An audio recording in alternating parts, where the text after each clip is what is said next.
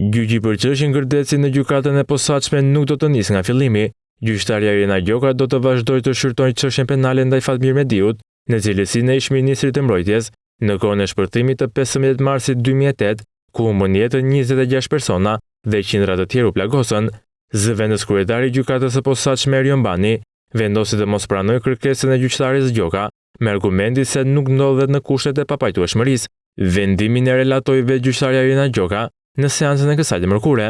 Prokurori Klodian Brau relatoi një pjesë e provave shkresore që kërkoi të bëhen pjesë e shqyrtimit gjyqësor, ndërkohë seanca u shtyi më datë 9 dhjetor për të vijuar me këtë moment procedurial.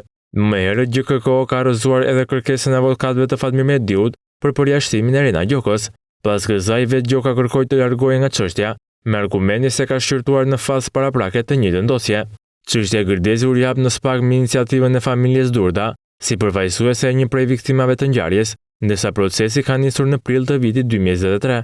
Ish-ministri i mbrojtjes akuzohet për shpërdorim detyre, pasi sipas SPAK janë shkelur procedurat e ngritjes së fabrikës së demontimit në Gërdec, pra një zonë të banuar, si dhe ato të municioneve. Mediu gjatë seancave gjyqësore ka kundërshtuar akuzat dhe gjetjen e ekspertëve. Ai argumenton se si ministër nuk ishte kompetenca për të përcaktuar detajet teknike, si kalibrat ose mënyrën e demontimit të municioneve, pasi për këto merreshin strukturat ushtarake sipas tij.